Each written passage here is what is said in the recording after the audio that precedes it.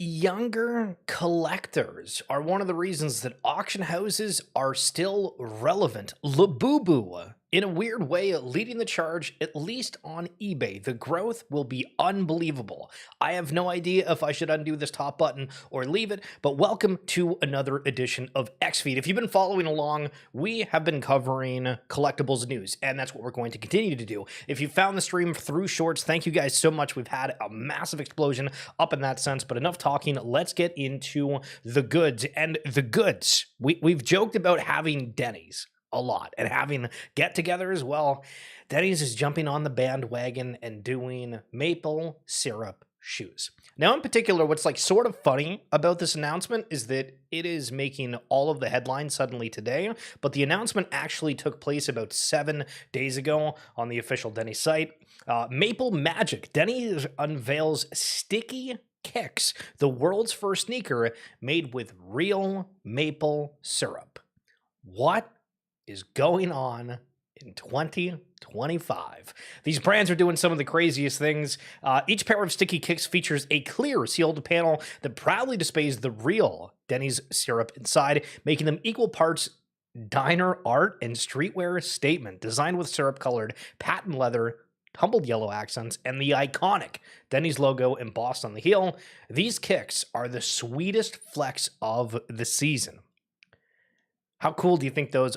First of all, would you even wear those? Like, even if somebody gave them to you for free? Like, I can't tell. I think they're kind of cool, but I don't know if people would be highly judgmental on that front. But to be fair, who cares what other people think? You do you, baby. Hell yeah. So on Sports Illustrated, on their collectibles section, they kind of did a little bit of a debrief of eBay's hottest collectible trends in 2025. And so we'll go over the first two.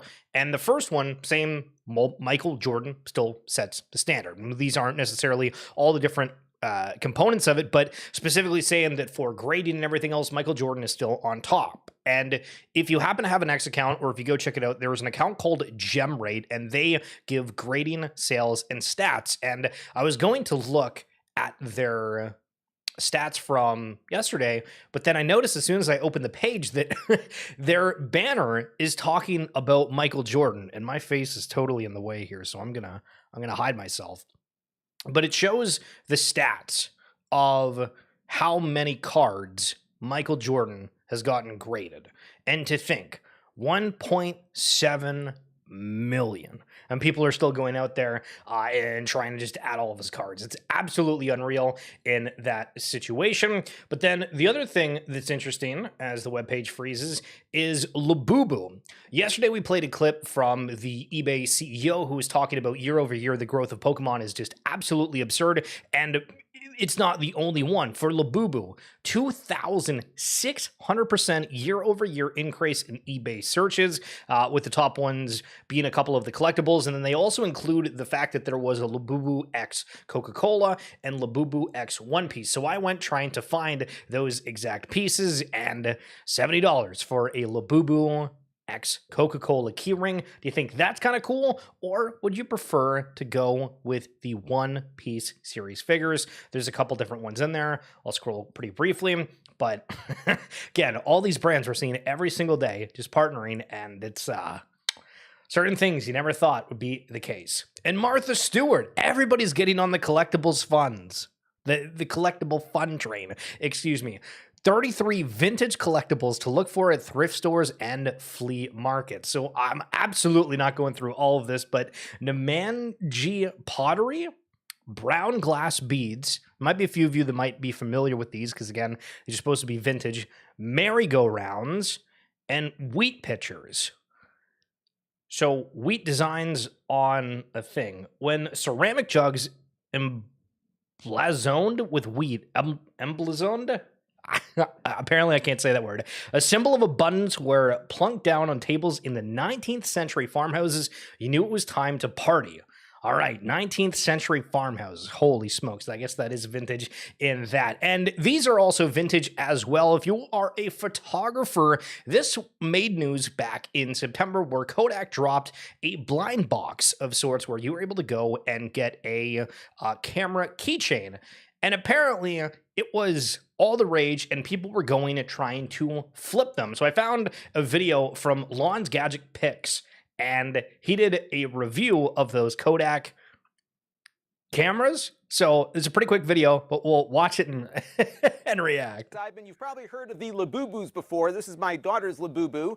And when you buy these things, they come in a box. You don't know which one you're going to get. They call it a blind box. And now there are cameras that are blind boxes. This is the Kodak Charmera. And this is a little tiny camera that will be one of 7 varieties here. And you don't know what you're going to get until you open it up. And this has been kind of a trending item in the consumer electronics space, or maybe the camera space.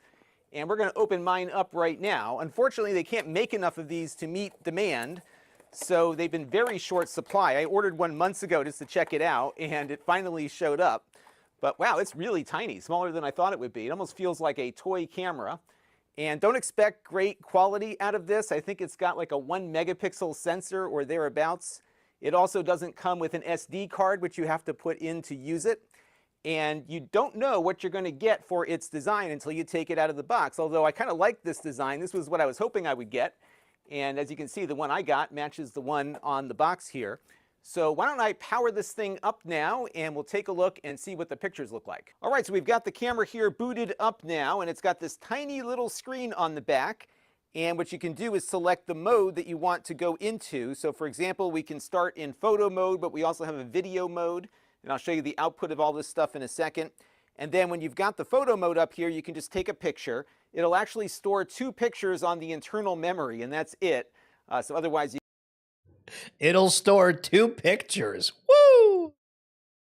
You got to plug the SD card in, which I did earlier. It will support a 120 gigabyte or 128 gigabyte SD card, micro SD card, of course. And if I hit the arrow here, you can see there's some different filters you can apply to the image. So they've got like some frames that you can put on here. They've got a frame specific to this camera. I'll show you what some of these look like when we're done with it. So that's pretty much it. And then of course you can hit the button here and take your picture. It makes a nice little snapping noise when you do that. You hit the button at the top here, you can go into the video mode where you can shoot video. The video is a 4:3 aspect ratio at 1440 by 1080. So they are square videos, not widescreen. So the video, as you'll see, is not all that great on this, which I wouldn't expect it to be. And the only other option here is to set the date and time. And then here you can toggle whether you want the time and date stamp on videos and photos. And that is pretty much it from an operational standpoint. Pretty cool looking device here, but not all that great when it comes to getting images out of it. Let me show you what they look like. So here is what the images will look like out of the camera. Again, you've got only 1.6 megapixels to play with here, so it's not going to give you great image quality by any stretch.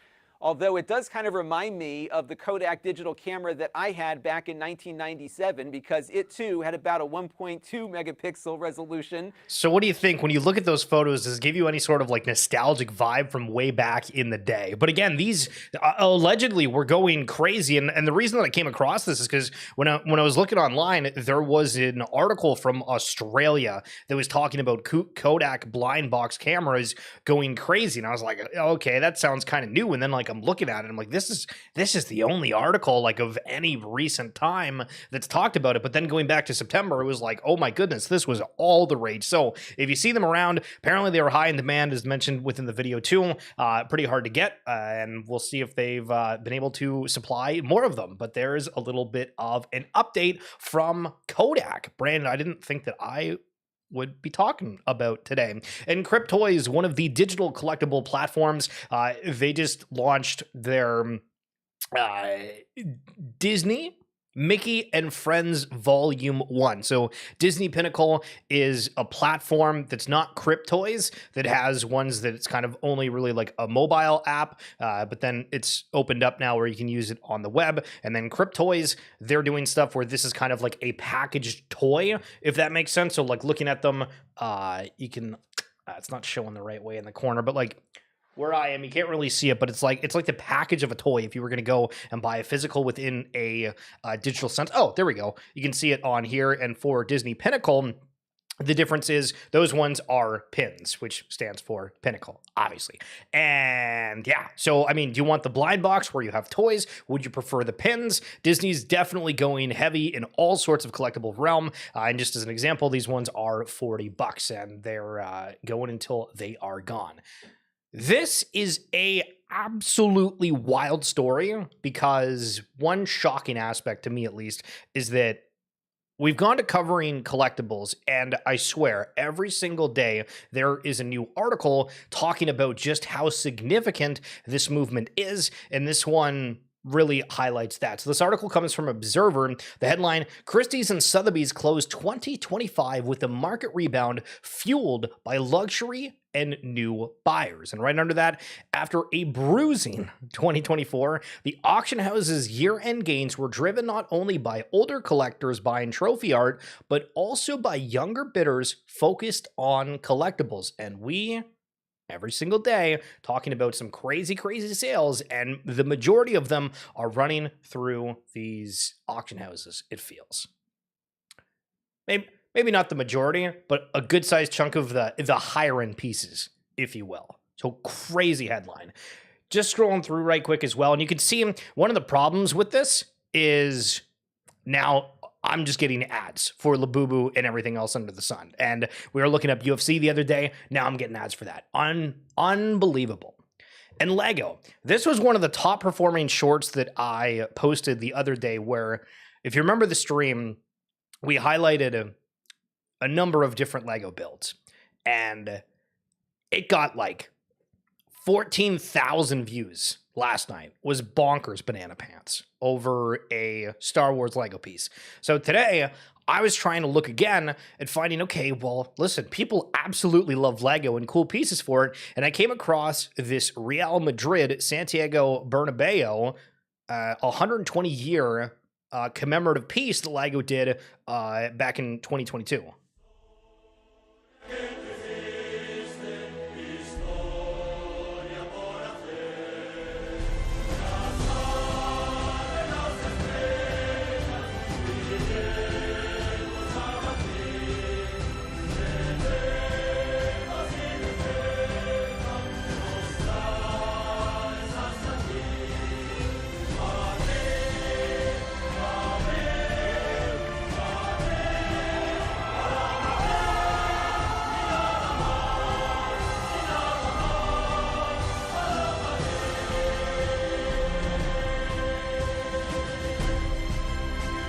And they literally just built the stadium. God, Lego. Whew, listen, maybe we got to get into it.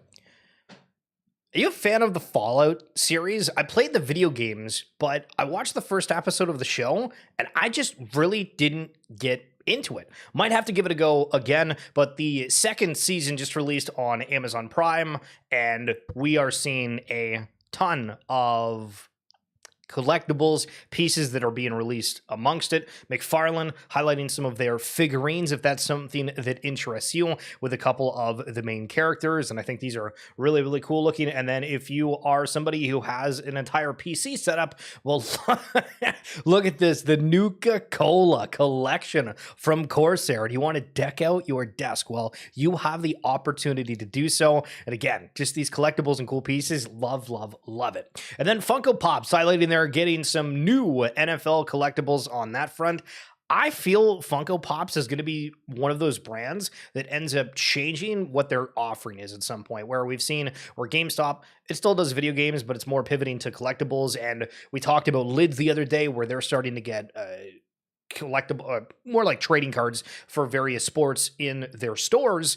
Do we see where Funko Pops tries to expand beyond just the aspect of having kind of these, I don't know, not super detailed characters, and maybe goes for a premium line of some sort? Because I see Funko Pops everywhere, but I feel just not the urge to grab them. I feel like I want something more. So that's my prediction for 2026. Now this is interesting. Amongst the news that we've seen in the past couple of days, we saw where Collectors, the company that owns PSA, they acquired Beckett, which is a grading company.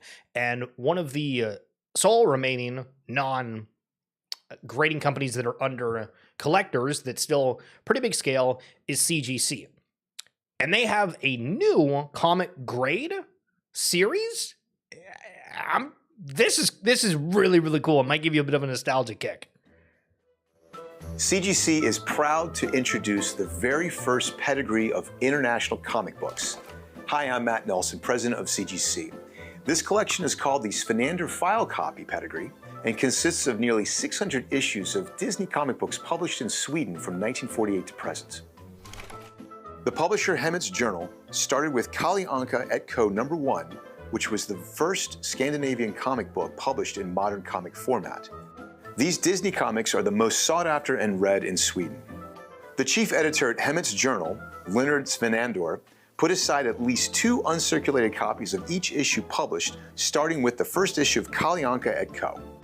Other titles included in this collection are Walt Disney's Serier, Kalle Anka 100 Sidor, and various other small runs, totaling nearly 600 issues. The first copies from this collection began to surface in the early 1980s and became famous among collectors who referred to it as the Svenander collection. Kalle Anka et Co. #1 is considered to be the action one of Swedish Disney comics, and the Svenander file copy received a grade of CGC 9.2, the highest on CGC's Pop Report. This collection was beautifully preserved, resulting in high page quality and grades as high as 9.8. The market has seen a surge in interest in international comics over the past few years, and it was a thrill for CGC to have certified this collection.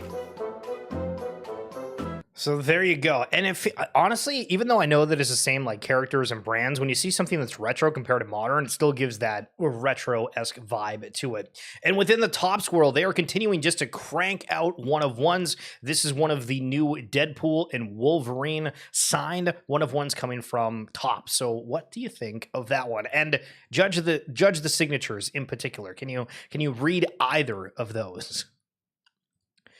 And keep the one-of-ones rolling. Jalen Brunson, after getting the NBA Cup MVP, this is the one-of-one that Topps is releasing for him.